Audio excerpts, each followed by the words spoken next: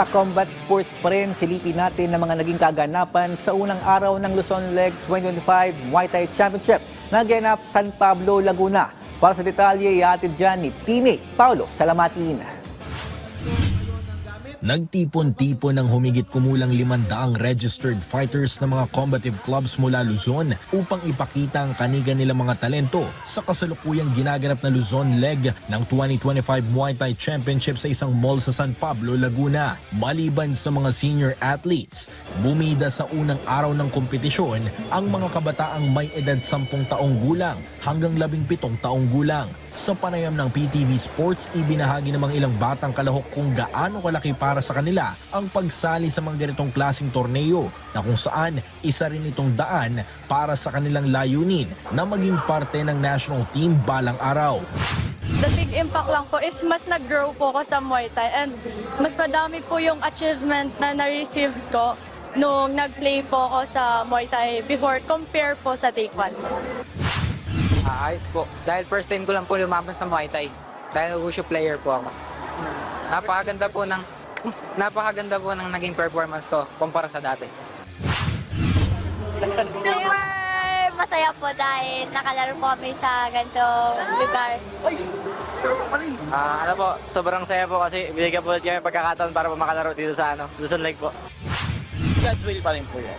Kasi syempre, di naman natin pwedeng pangunahan ng Diyos kung ano ibibigay talaga sa atin. Okay, kung will talaga ni God na ibigay sa atin kung ganitong opportunities, why not? Okay, kasi sa mga sports na binibigay sa atin, kumbaga, opportunity na to na pinagkaloob sa atin ng Diyos para lumabang pa at makalaro din sa nationals.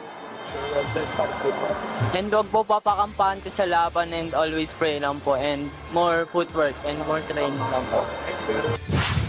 Ang nasabing event ay parte ng grassroots program ng Muay Thai Association of the Philippines, di lamang para mas palaganapin pa ang sport sa buong bansa, kundi para makahanap din ng mga bagong talento na may potensyal na iangat ang bansa sa international stage sa hinaharap. Makikita niyo yung mga iba't ibang mga lumalaban, no? Nakakatuwa, makikita mo may mga atletas young as 12 and 13, ma-excite ka na, no? Na meron na silang ganitong exposure at parang nagkakaroon ka ng pag-asa na sa mga ganong maliliit, makikita mo who they can become years from now, and all because Muay Thai Association of the Philippines seeded this opportunity for them. Talagang pinaghandaan po namin to prior ng event na to.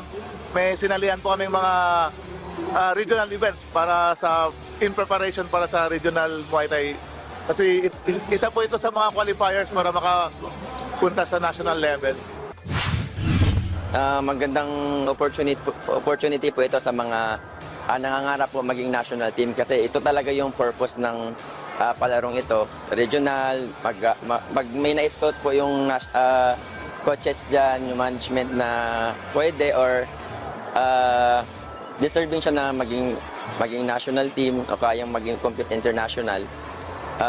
Yun yung time talaga nila na makapasok sila, then at the same time ma-represent din nila yung Philippines in international stage. So, lalabas dito yung best of the best sa Luzon. So, mangyayari po nito, sir, pagkatapos nito, meron na tayong number 1 sa Luzon. May rated at least na tayo number 1, 2, 3, 4, 5, magiging arrangement na po. So, meron na tayong database na rated number 1 athletes from Luzon. Hindi pa tapos ang kasiyahan dahil ngayong araw nakatakdang simula ng day 2 ng nasabing kompetisyon na magtatapos hanggang sa ikapito ng Hunyo.